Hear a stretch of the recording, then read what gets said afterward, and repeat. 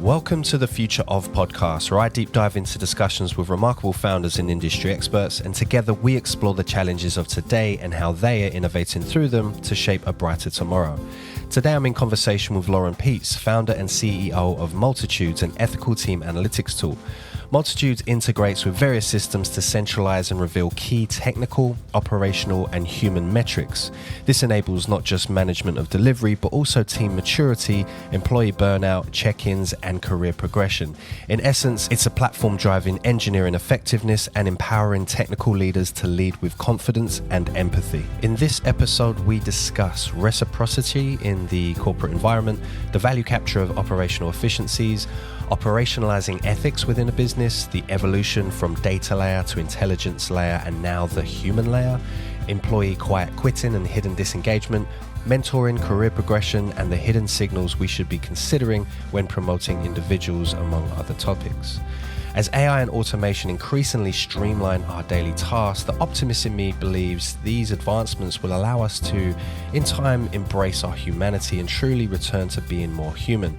And it's been exhilarating to see how Lauren and her team are helping individuals, teams, and organizations achieve this. So with that, I'm excited to present to you Lauren Peate, founder and CEO, Multitudes. So Lauren, welcome. Hello, great to be here. It's great. I'm very excited for the conversation. So I was hoping maybe we can kick off with yourself, like introduction to yourself, your key area of focus and why you're focused on it. Yeah. So my name's Lauren. I'm the CEO and founder of Multitudes. And the bigger thing we care about, our mission is to make tech equitable and inclusive. And so there's two main ways that we do that. The first is through our product. It's an AI agent for product delivery. So there's a very functional piece of which we do, which is helping teams work better together and perform better. Teams using Multitudes on average get 25% faster. But along the way, we're weaving in these things that we know about nudges and behavioral things that help teams become more equitable and inclusive. So that's on the product side. And then the second way we're working towards our bigger goal is with the practices that we follow as a team. So we've written a lot about our own steps that we've taken to weave diversity, equity, and inclusion into how we operate and how we've done it even as an organization with limited time and limited resources. So that's kind of the what we're doing.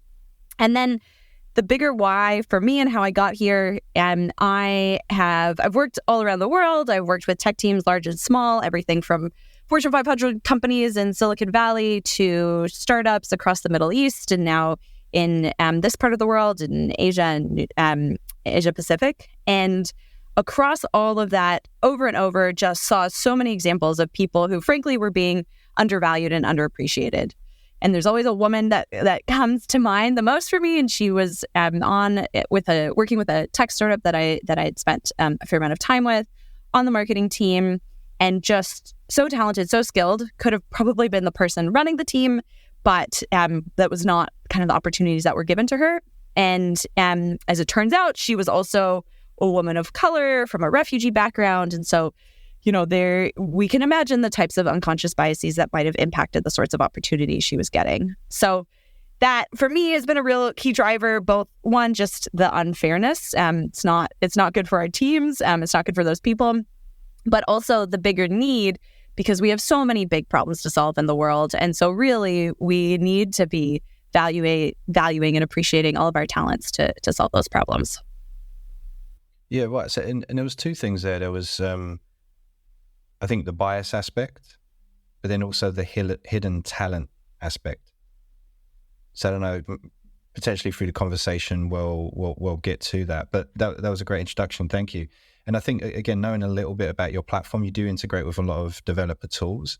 And I think first area or question, I suppose, is I've worked with many IT and dev teams throughout the years, and typically they have three key kind of tool sets, let's say.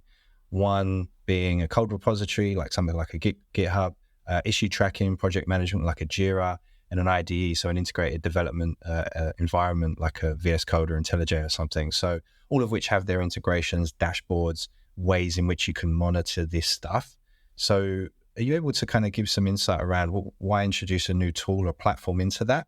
And what is it the Multitudes kind of uniquely solves for in this area? Touching on some of the points you just did. Yeah, definitely. So the first thing I'll say is the bigger thing we're doing in the background is by sitting across the different tools that teams are already using. And as you note, our first focus is on software development teams. We're then pulling out the cues across all of these different platforms. And so we're able to see not only where is work getting blocked, but who's not getting enough feedback, who might be at risk of burnout.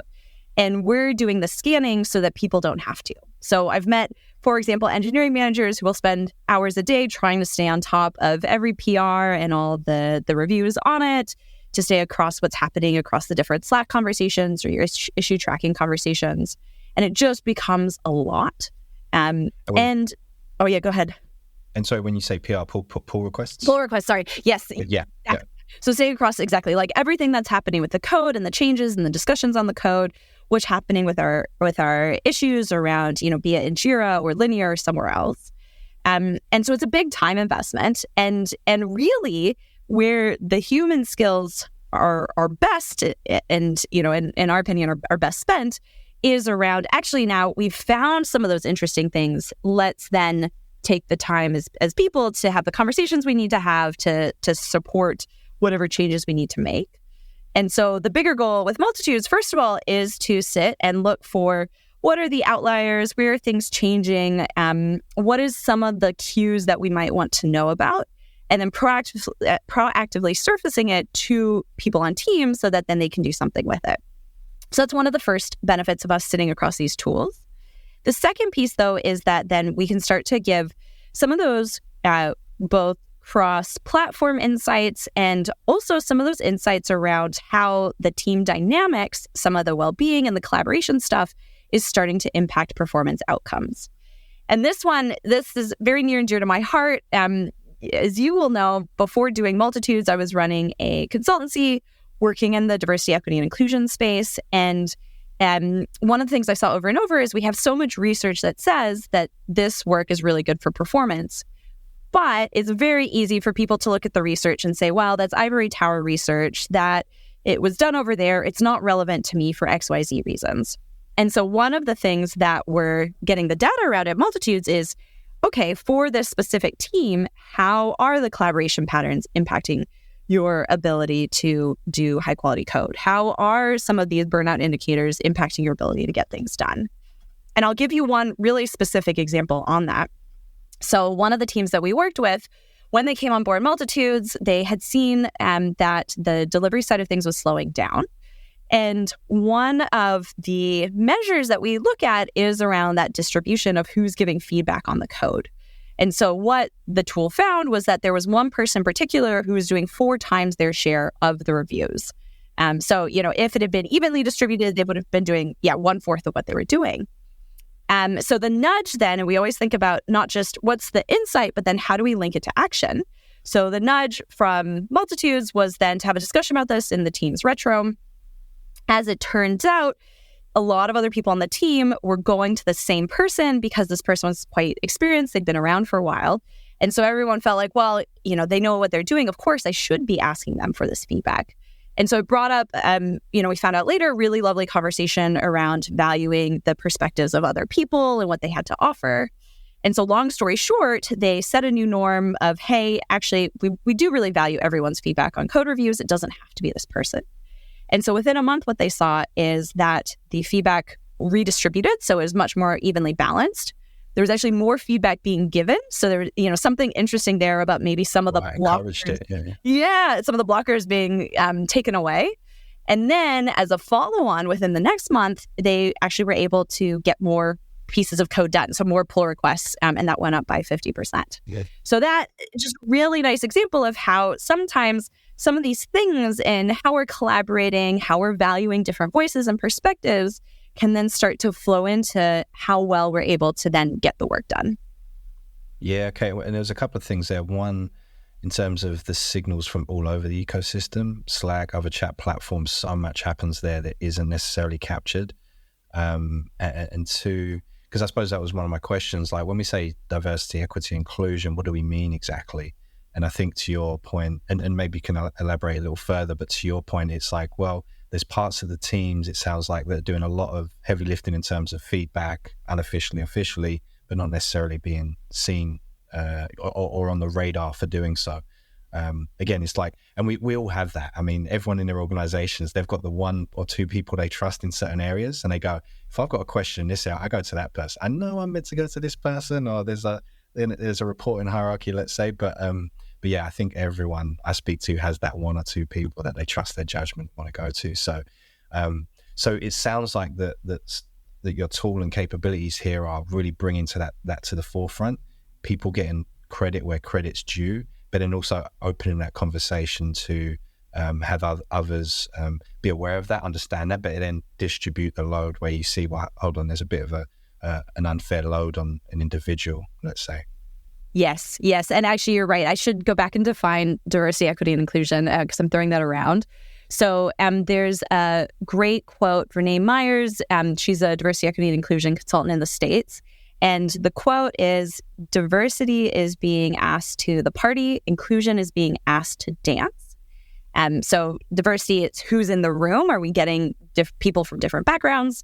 The inclusion piece is, once you're in the room, are we actually taking the time to get your input on things? And then there's an addendum to that, which is equity is making sure actually that the way the party is set up, and I'm kind of extending the metaphor quite far here, but the way the party is set up is already encouraging all those different voices and perspectives. So we're not having to fight something in the party that's maybe only giving the mic to certain people, or, there's some implicit systemic things that are set up to value those different voices. Yeah, gotcha. Like lived experiences and expertise and stuff. Yeah. And I will add though, because you raise a great point, which is some of this stuff, what we know over and over, we see this, is when we build organizations and put in practices that support diversity, equity, and inclusion, it actually makes things better for everybody. So one of the things that comes up really often that we're really passionate about is who's doing the glue work on teams. And glue work, the concept of that, Tanya O'Reilly has a great talk on this. And essentially, it's that in-between work that makes everything better, but you might not see it in my own output. And so in the context of a developer, it's the output work that you might see is, hey, I built this feature. Look how cool it is. Look how great it works. So that's the very direct line is much more clear. Very visible to the very organization. Visible. Exactly. Yeah.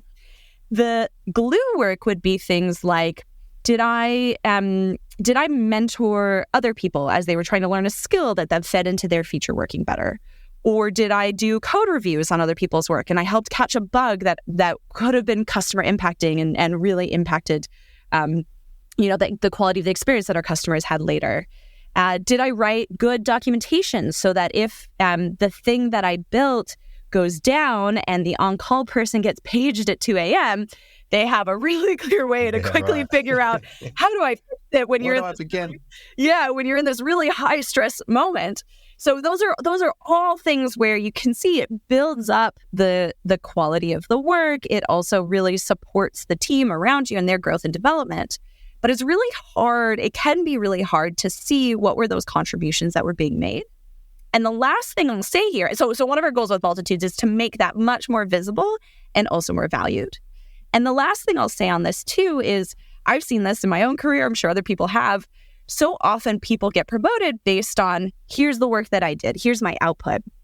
But we know that particularly as people move into leadership positions, so much of leadership is fundamentally that you've stopped doing the individual contributor work and you've started doing much more of the guiding and mentoring and coaching and supporting. And so the other reason I'm really passionate about making glue work much more visible is because actually I think it's a great way to get a better sense to encourage that work, which we know is really good for lifting up everybody, and a really good early sign of who could be a great leader in your organization.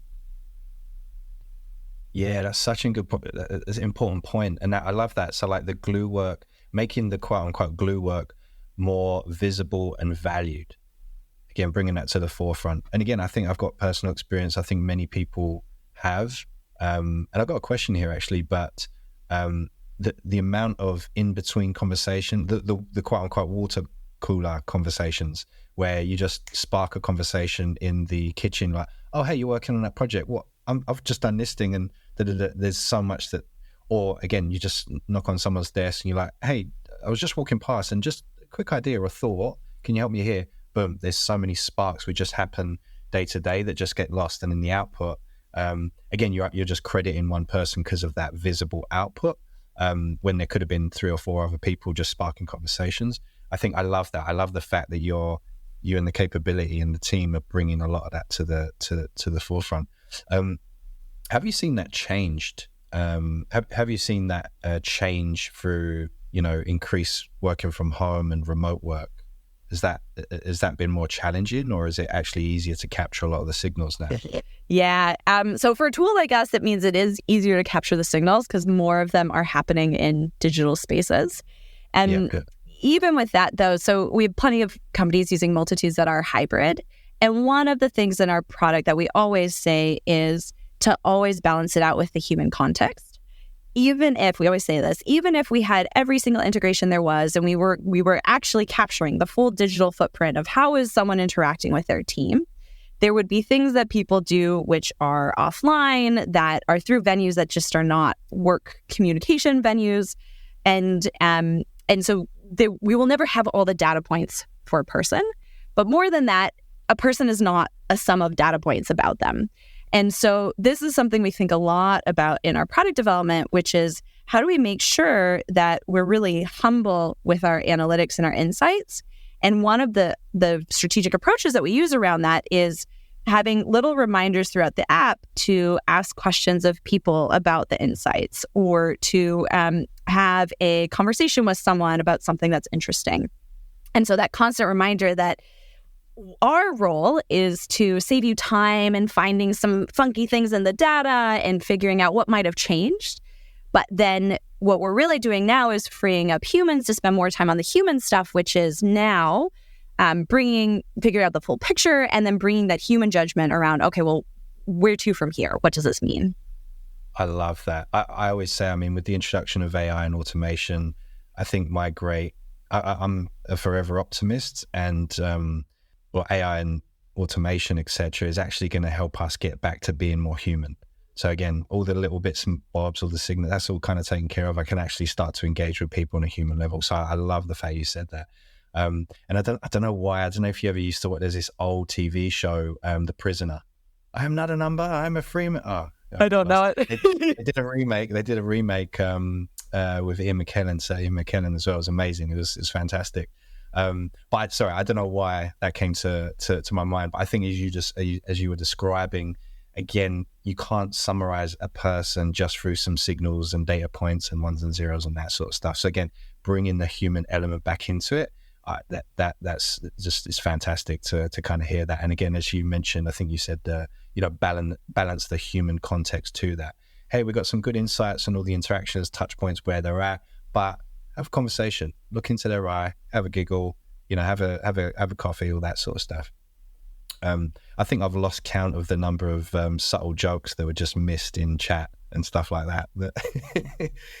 Yes, yeah. Yeah.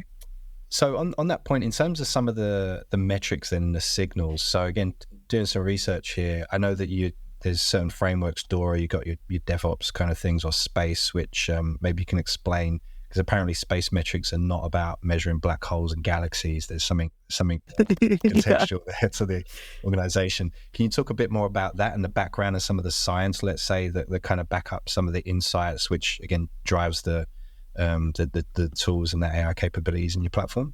Yeah. So this is something we're really passionate about too, which is bringing in metrics that are research-backed and then making it easier for people to get those kinds of insights, weave it into their day-to-day and take action on it.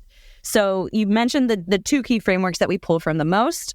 So the DORA, the DevOps Research Assessment, this is a piece of research that's been going for over a decade now, so incredibly well validated. There's a book that many people may have read or heard of called Accelerate. So some of the folks behind this are Dr. Nicole Forsgren, Gene Kim, Jez Humble.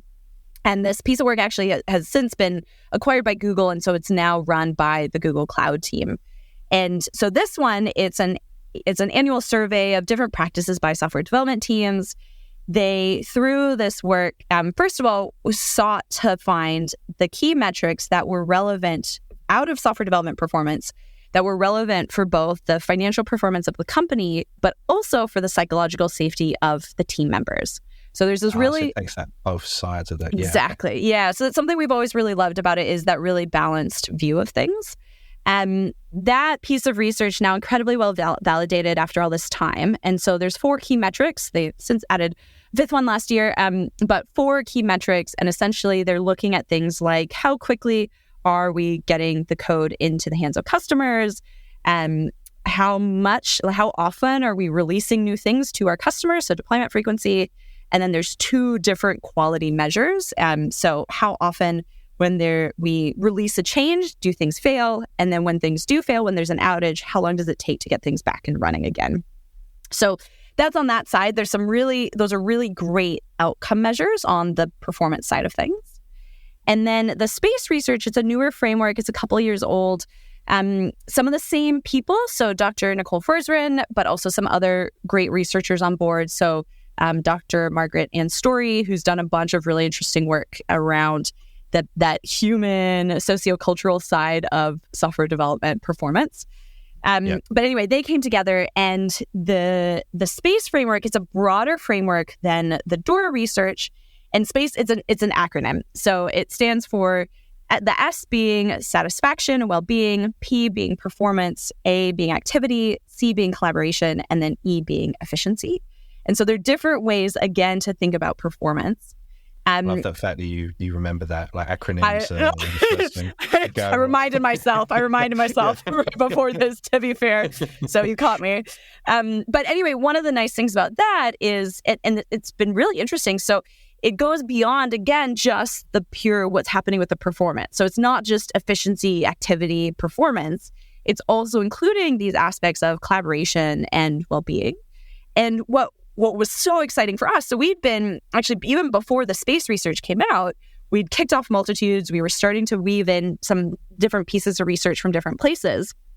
And in the research we looked at, and also our user research, our conversations with our customers, from the start for us, it was really clear that we could never just do performance. We had to have collaboration. We had to have well-being.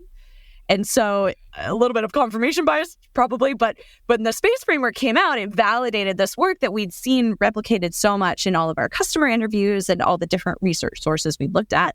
But now there's one tidy place we can point to say, if you're only going to look at one thing to figure out the research foundations of our work, look at this one. Yeah, so that's a key thing to know. And then the last thing I'll mention on the research side is we're also weaving in what we know around that equity and inclusion side. So, for example, we know we look a lot in that collaboration piece around the feedback patterns, who's being asked to give a lot of feedback, who's not getting enough feedback. And one example of an equity and inclusion piece of research within that is a whole body of research called the thin file problem, which is essentially saying that people from marginalized groups, or it's found that people from marginalized groups get less feedback. So not only is the feedback they get lower quality, there's other research on that, they just get less, period. And so all of these are things then that weave into how we guide teams, the kinds of nudges that we do, but again, have been really rich areas for us to look into in terms of some of those leading indicators that there are dynamics happening today that could start to throw off your product delivery and your team performance later. Right, and that, how if and how much do teams like HR get involved with those sorts of metrics? Is this something the HR team kind of hear about and go, oh, hold on, we want access to that, we want to understand that, we want to start to leverage those metrics? Yeah, it's a great question. There's a lot more we could be doing with HR teams, and I know that there's a level of interest around it. We've been very kind of practical focused and working with the engineering leaders, and they of course also care about how are our teams doing? Am I supporting everyone on my team, no matter their background? So we've really focused on that from the very kind of practical piece. One of the growth areas for us as a product, though, is start to do more of those zoom outs and say, actually, turns out we're now starting to see similar patterns across multiple teams in your organization. And so it's at the point that, you might want some systemic solutions and maybe bring in HR. So that's a growth area for us as a product. Yeah, okay.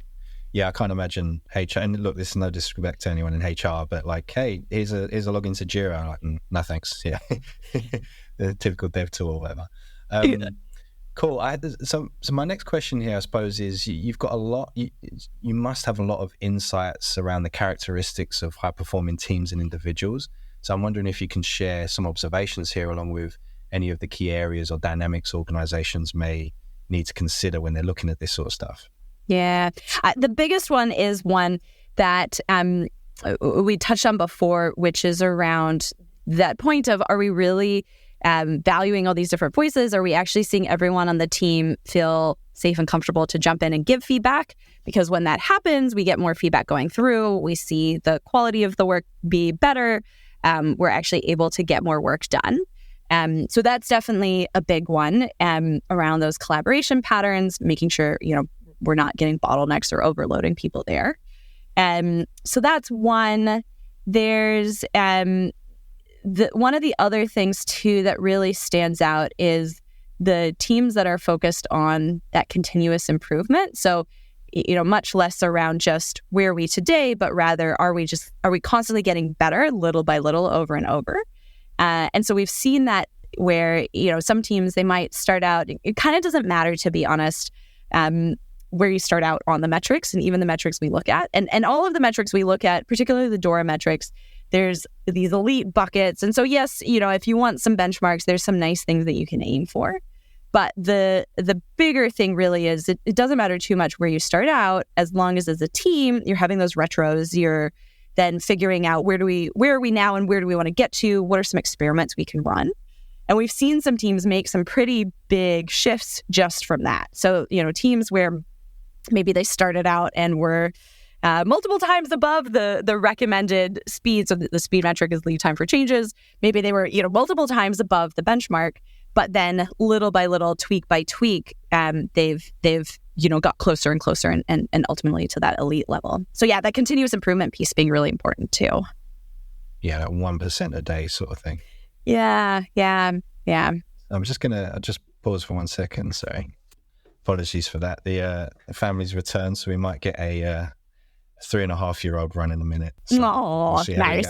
I mean, that would be a bonus for listeners. A little bit of extra commentary. Extra content, yeah. Yeah. What's your point of view?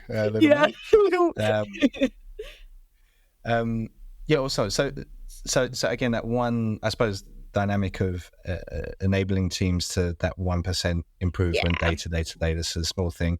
You mentioned like A/B testing, outside of just smashing metrics. It's not just like what you're doing, but how you're doing it. And I wonder if you can talk a little bit more around the mentoring aspect as well. As you said, I think you touched on it earlier around, well, sometimes it's just giving visibility around those who are actually doing a lot of mentoring unofficially or unknown. So again, bringing that to light and how that changes the dynamics. And I think you kind of touched on it, so maybe we can dig into a little more detail. The lack of a better term, promotion process. So, those who shout a lot, have high visibility in terms of what they're delivering, typically, get promoted, whereas those doing a lot of the work in the background may not be on the radar. I think that's maybe one scenario to talk to. And also another scenario which may be of interest is, an observation I have is when you get an expert in a certain field and it's visible, you promote them to manager, but don't necessarily prepare them for that role, or don't even necessarily touch base to figure out, is that the right role for you? Like, management is not always the next step for certain people. So those sorts of two scenarios, I don't know if you can talk a little bit about those and your observations around those sorts of dynamics. Yeah. I might go in no particular order. So I'll start with that promotions one. And the thing I always think of as the gold standard here is, unless you're in a role where self-promotion is part of your role, and, there's a few where maybe we can argue that that's the case. But for most of our roles, it's not part of everyone, isn't it? Yeah, I mean, it's like build your brand internally. Yes, yeah. That's the problem. But for me, the gold standard is if we could get a good sense of how people are contributing, based on them doing a good job of contributing, without them also having to build this separate skill of self-promotion. That's the gold standard. Yeah. And we know it's a skill within itself. So to jump in. Yeah. Some people, where do I start building my brand? And there's what does that mean? And I was like, what the hell? I got to jump on CC emails and go, great job, guys. Yeah. Well, and also, going back to this piece of these principles of equity and inclusion, actually, when we weave them in, it makes things better for everybody, because we know that, people who are introverted at self-promotion piece might just feel more uncomfortable.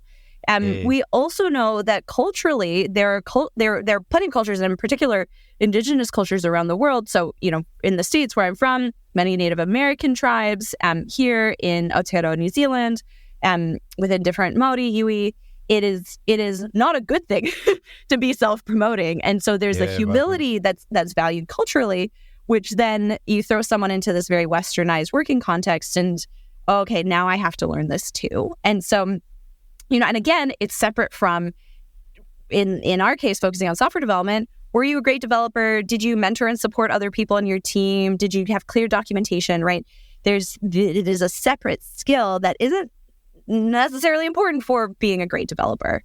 And so that, for us, is one of the things that we're really excited about with Multitudes, is showing that different flavor of things. And we've had a few really lovely examples of that. So one is people, individual contributors, so developers, using some of the Multitudes data to advocate for their own promotion and saying, hey, one example was someone who was doing that progression from an intermediate developer to a senior developer. One of the things at that senior level that's very common in growth frameworks is wanting to see people start to do more of that supporting, giving feedback, kind of, helping lift up the quality of everyone's code. And so this person was able to use some Multitudes data to say, hey, this is on the growth framework. By the way, here's some of the ways in which I've been contributing to the code of other people on my team. And then, the ending of the story is a happy one. So they got the promotion, and much more testament to them than anything we did, obviously. But we were so excited that we could be a small part of that. Yeah, well, I mean, visibility being that key word. Yes. And that's great. And I think that kind of brings me to another question I wanted to ask in terms of the sorts of data you collect. So there seems to be a lot of personal information and maybe even some scenarios sensitive data collected. And outside of privacy concerns, employees may be worried that those sorts of insights may be used against them and put them at risk for being either singled out, scrutinized, undermined, or even fired. Wanted to get your view on that. And as you just mentioned, what actually goes the other way as well. People are actually using these metrics to say, hey, I've been doing a great job here. I think I should be considered for next stage or whatever. But what are your views on that in terms of the data being collected and an employee's fear or worry around how that data may be used? Yeah, it's great to name this and explicitly talk about it because it is a very real thing. So we are touching on data that can be very sensitive. There are, to call them, just the scary stories that are out there. So examples of people in leadership making really reductive decisions off of simple data. And so one example, and this one, to be honest, it seems like every few months it pops up with some other example on Hacker News of the CEO who stack ranks, gets some data on the lines of code written by the developers in their company. They stack rank people and then they fire the bottom quartile. And that there are, and that there's so much in that that's really reductive. Someone could write, sometimes the most elegant solution actually is the one that takes fewer lines of code, but it actually took a lot more thought. Someone actually spent more time figuring out how to make it really simple to get down to the core of what needed to be done. So, and then there are other changes, particularly some on the front end, where one change by necessity might mean that you have just made a bunch of changes to different lines of code. But again, it's not because there was a lot of thought put into it. It's just a function of how your front end is structured. And so but like so many examples of how good intended KPIs actually lead to unintended outcomes, like poor unproductive outcomes. So if I know my KPI is releasing code, I'm going to write whatever code. Well, that's it too. And correct my own bugs. Does that count? Great. I'll release a crap version and I'll just update. So that's again, it. Sounds silly, but wow. Okay. And developers in particular are very good at gaming a system if you set up some, some sort of metric like that. Yeah. And so, so there are some pretty poor decisions that get made off of these metrics. So it's really important to us. We want to see metrics. Obviously, intent doesn't mean good impact, but to name the intent, we want to see metrics being used to support growth and development, to help leaders figure out who might need some more care and support, and to be focused on that first and foremost. So this is something we think about a lot. And to that end, there's a couple guardrails that we've put in place. The main one is a set of data ethics principles that we've put together. We've actually now shared it publicly as part of our commitment to being held accountable for how well we're living up to our principles or not. So one of the principles is accountability. And another one, actually, I'll just mention it, is reciprocity. So something we think about is if we're getting data about somebody, what's the value we're giving back to them? So we're not going to be a tool that takes data about individual developers and then gives them nothing and just gives the CTO or CEO or CFO even some way to stack rank and fire people. If we're asking the developer for information about them, even acknowledging technically the GitHub data is company data, but because it's the work of the person, it's about that person, we need to be doing something that's useful for that person. And so we've always started, everything we've done in the product has started with, what does this do for the team? And then later we'll go back and say, okay, well, sure, now that we've done something for the team, what's the roll-up that a CTO might care about or head of engineering? But we're always starting with the team first. So there's a lot more around guardrails we put in place, but for us, it's really important to think about that and what we won't measure as much as what we will. Yeah, there's two things there that really stuck out to me. First, like defining what you mean by ethical, because I work in the space, the quote unquote ethical is becoming like a marketing tagline. So do you define it? What do you actually mean when you say that term? So the fact that you just actually clearly defined those and made them public, awesome. I think that's a fantastic move. And to the second point, reciprocity, again, so I work a lot in the privacy space, and there's, the principle of data minimization. Only collect data that you have a legitimate use for, a business use for, and you have the right dimensions of consent in place, yada, yada, yada. But if I understand you properly, you've got those sorts of principles, but also we won't even collect information if we don't feel we can give value to the data subject, to use privacy terms, let's say.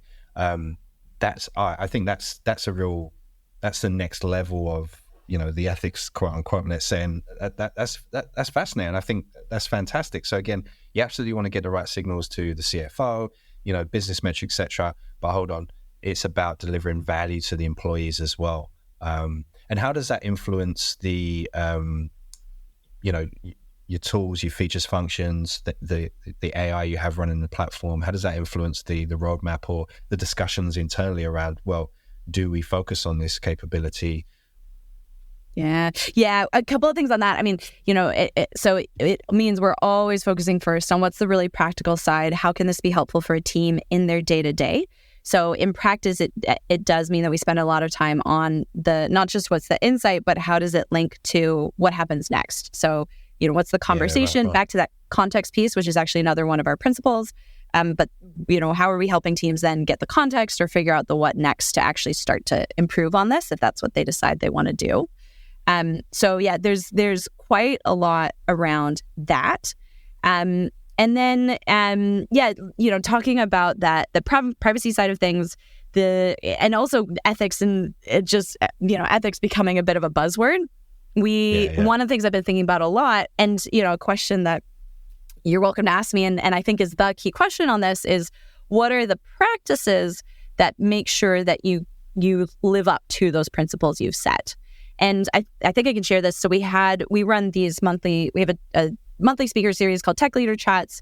Last week hosted a really amazing speaker, Pedro Silva. He's on the inclusive AI team at Pinterest. He was speaking in his own kind of personal capacity as someone who cares about this work. And one of the things that came up in the discussion, and I won't name names here, but it's how many companies have rolled out some very lovely looking principles, but then in practice, they're not actually being followed. And so that for me is what's really interesting and is always a work in progress. Something that you always kind of have to make sure you're going back to and living up to. Yeah, and I think you call out a really important gap. It's do you have when you talk about ethics or ethical AI or whatever the case may be, have you defined what you mean by that? Because there's different schools of thought, as we just kind of spoke to. B, have you made that clear, visible, not just externally, but internally? Does everyone know what that means? Does everyone know what that means in the context of their own role? And by the sounds of it, if I understand you correctly, again, Multitudes really steps in and helps operationalize the ethics in that sense, through a lot of the capabilities that you're kind of releasing here. And a theme that I'm kind of picking up here throughout this conversation is there's a ton of data. So the big data problem of, all right, we've got a ton of data. How do we make sense of it? The next layer, which is that intelligence. How do we get insights, actionable insights, let's say? But I think what's becoming quite clear to me is you're adding this next layer, or really challenging organizations to leverage your tools and bring it to the next layer of what's that humanity layer on top? How do we get to being more human, being more aware of the individuals, teams, etc. So again, like, without going into the whole kumbaya conversation, but in all seriousness, it's an important part of building really successful, dynamic, scalable teams. Yes. Yeah. And a win for us is when we can start to influence conversations to be much more holistic as well. And related to that, one of the other things we think about is none of this, on the same note of, even if you had all the data points, that would not be the full picture of a human. Let's get context. And then within that, it's never even just one data point you should be looking at. It should be multiple, because they're different things. There's always trade-offs that we're making. And so one example that, we were excited to see, was around people in companies starting to put more weight on how are these people contributing to the code reviews and that knowledge sharing with others on our team. And, it won't be a surprise to hear, but obviously in this market, there's been layoffs that are happening. And so one of our customers, they were doing some layoffs, and actually one of the engineering leaders who, was using Multitudes regularly, they actually used some Multitudes data to advocate for why not to fire some people, because, it was some people where I think on the code output side. So if you would only looked at that one measure, maybe you would have said, well, what are they doing? But then as soon as you looked at their contributions to other people and the feedback they were giving, it became very clear that they were doing quite a bit. So anyway, we love things like that, where awesome. Actually, making that data more visible for people then means they can start to actually have the hard conversations, but say, okay, well, this one data point maybe we would have looked at before, it's doing a poor job of showing the full picture, so let me give you some of those other types of insights. Yeah, and I mean, that's what you want as an individual, like that 360, for lack of a better term, feedback. It's like, hey, you're ticking every box in terms of the metrics and KPIs, but you're a bit of a dick. So stop being a bit of a douche. Work with people, I'm being silly, but you know what I mean? But no, that's great to hear. Again, leveraging your platform to actually justify saving headcount that are potentially on the chart. So I wanted to move to next question, which is more moving into the future, let's say. So as humans and technology continue to augment and new waves of innovation come in, how do you think about the future of work and Multitude's role within that? So this is our mission, so I'll keep coming back to it. Fundamentally believe that for so many reasons, the more inclusive and equitable our tech is and our tech teams are, the better off we will all be. And so that's, I hope that is the future for all of us. There's so much we're seeing. So this talk last week, the Pedro Silva one, I can give you the link because it was such a great talk. And it was focused on the potential harms of generative AI and how we can start to mitigate those. And so much of this is around how when we design our tech to leave people out, again, it just makes things worse for all of us. There's, people from marginalized groups will face more harm, but actually it's just worse tech. And so the role of Multitudes I really see is being one of many who are thinking about, well, what does that look like in practice? So how can we take, I can go back to those data ethics principles. We took inspiration from a lot of different sources, but to be honest, a lot of the examples out there were maybe more academic or more geared for much larger companies than for us. But, and so one of the tasks for us was, okay, well, what's the way that we can adopt a set of principles, have it be part of our practices, but also not get bogged down in process because we're still an early stage startup and we need to move quickly. And so that kind of thing, and that's a similar thing. So we've done that in our product development practices with the data ethics. We've done that in our people and team processes with the diversity, equity, and inclusion. And I see that as being the role for us, which is we know for all of us, the earlier you bake it in, the better. The earlier you bake in, your data ethics, your privacy practices, your DEI, the better everything you will do afterwards. But how do you do it? How do you do it from the start in really lightweight ways? We are a company that can start to show more of those models. Yeah, okay. And on that sense, I mean, you mentioned generative AI, a lot of both excitement and concern for different organizations for different reasons. How do you approach this stuff? Because I know there's a lot of AI-driven capabilities in the platform. Are these new sorts of capabilities something you're looking into? And how is your ethics and the approaches and the concerns you just mentioned kind of shaping that? Yeah. I mean, the very short version of it is thinking about through all the stages of both our product development process, but also our model development processes. What are the different checks that we have? And so it's everything from on the product development side, making sure that when we do user research, we're talking to a diverse set of people. So having some internal tracking around that. Who do we talk to? Who is actually helping us shape and build this product?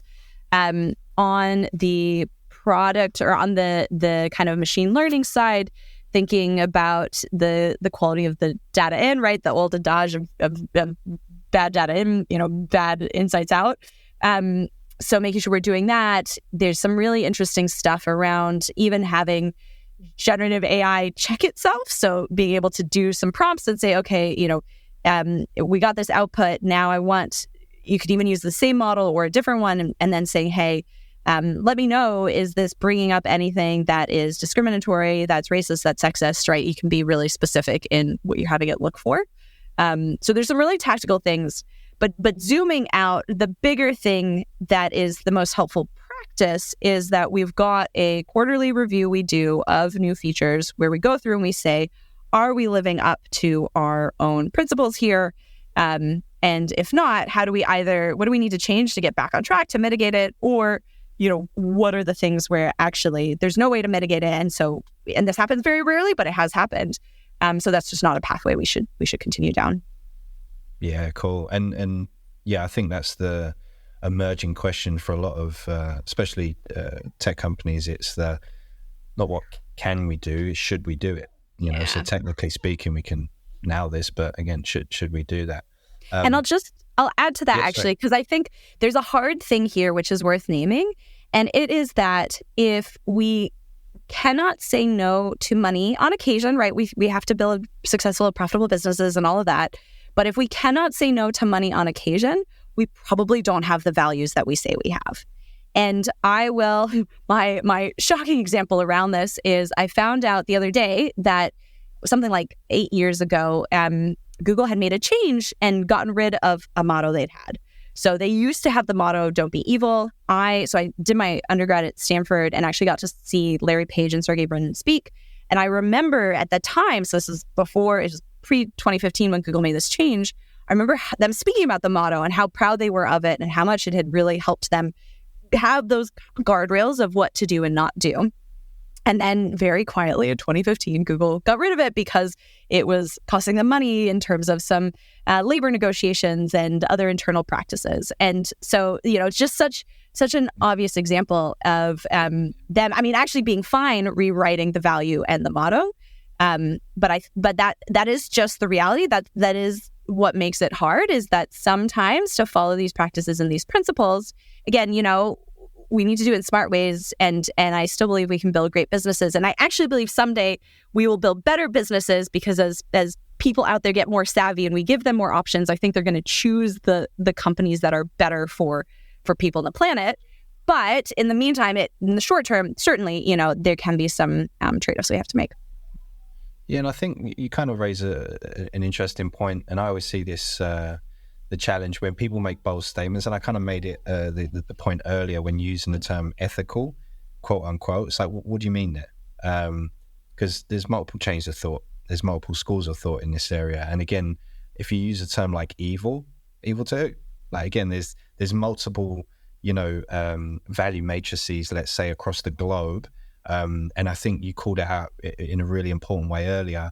If we've got this Western view of something, great, we can use that. But if you're a global company and you work across different cultures, maybe you should be more careful around using certain words or certain. So again, I suppose I see that as the gap between how you actually get stuff done, how you deliver, pieces of work or strategies, etc., versus the external view, the marketing, let's say, that we have to paint a picture of an organization around what we do. And again, like I think I've seen it a few times. Google's a great example. Again, use certain terms or words that in certain scenarios can be interpreted a certain way. So yeah, and again, going back to looking or reflecting on individuals and giving more visibility to the background work they do. How do we make the actionable, the productive pieces of work more visible? And how do you capture that, let's say, in the eyes of the consumer, the customer, or whatever the case may be? So then you don't have to play marketing words around ethical and evil and good and all that sort of stuff. So yeah, I have to admit, me personally, when I see those sort of things, I kind of sit back and stroke my chin and kind of go, that's an interesting choice of words. That's going to get you into a little bit of a debate in public at some point.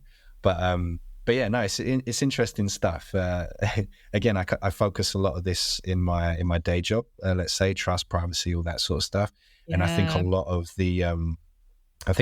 the challenges is the semantics around this stuff as well. And again, picking apart the semantics of how you explain what you do versus the actionability of what you actually do. And again, are we just speaking up, are we saying a good thing in market, but not really doing the best practice, or vice versa, Yeah, it's an interesting one. And I think over time, oh, sorry, go ahead.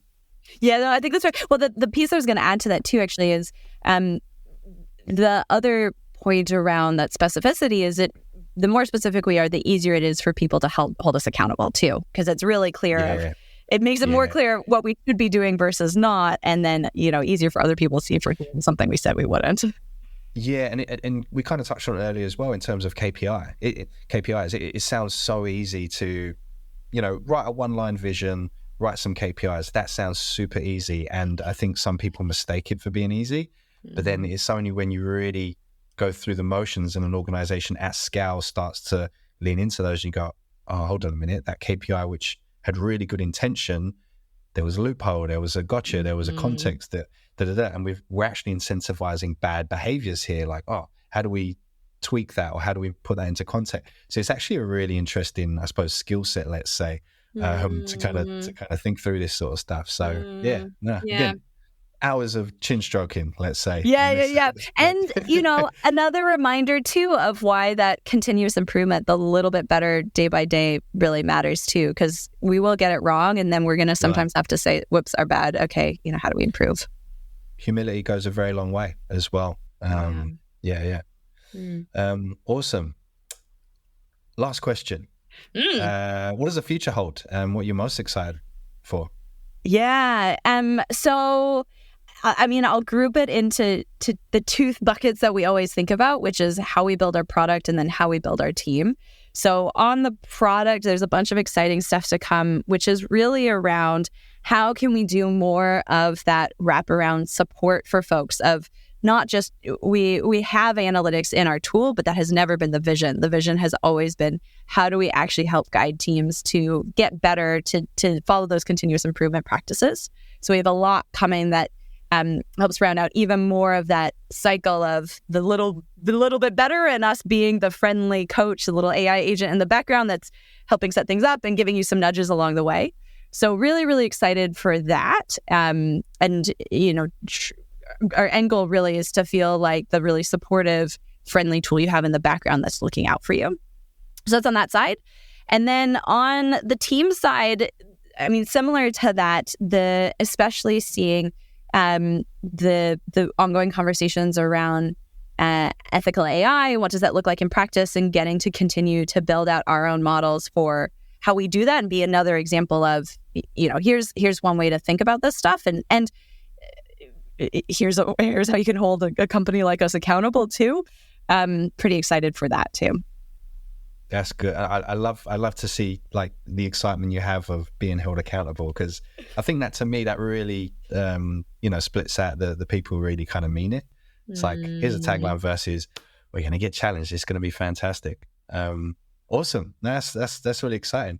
So with that, I think I'm going to summarize. I think let's say the conversation. So I think 3 key things I'll probably call out. So first, we were just talking about, ethical AI is about the practice, not the tagline.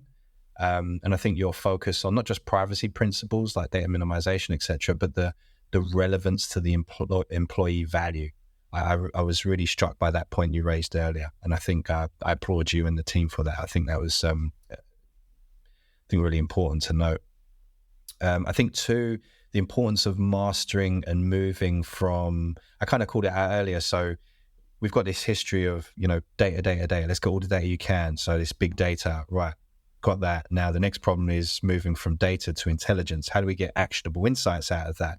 And you're not just doing that, but you're actually, again, building that humanity layer on top. Okay, we've got the intelligence. How do we do more for the team, for the individual, for the humane perspective, let's say, and again, adding that human element in it, because that fuzzy side of things actually really goes a long way. And we touched on the spark moments in the kitchen or as you pass by people and all that. How do you capture that sort of stuff? I think that really struck me as an important part. And I think actually we've had a conversation before, and you called out, I think you made a really important point on this, where bug fixes and stuff, that's the easy part. But when you look at your teams and the human aspect, that's the more complicated piece. And if you get that right, that's where you really get insightful, intelligent, scalable, teams. So I think that was another key takeaway. I could just on that one, I could say, pretty much every engineering leader I've ever spoken to, and probably just about any leader you could do, but every engineering leader I've ever spoken to has said, the code's the easy part, humans are the hard part. Yeah, right. Yeah, no, exactly. Yeah, we know how to deal with that. It's the people. Give me some help there. Yeah, awesome. And I think the last observation throughout the conversation is if we value it, we need to make it more visible. And to me, it seemed that you and the team at Multitudes are not only bringing visibility, but you're bringing actionability to the human insight. So again, I very much applaud you and the team for that. It's fantastic to see. So with that, I'd like to say thank you so much. And for those interested, those listening, please, if you're interested, especially technical leaders within an organization looking to increase team productivity and also well-being of the team, I highly recommend reaching out to Lauren directly. We'll put a link in the description, and/or check out Multitudes at multitudes.co. Again, the links and stuff will be in the description. Lauren, thank you so much. And bearing with me, I think I've got a bit of flu coming on, so I might be sounding a little nasal, so I apologize. You do great. You came through. I mean, I'm more impressed at the clarity of the brain functioning despite the flu. So yeah. Yeah. But no, I very much appreciate your time and answering all the questions. So I think it was very insightful. So thank you so much.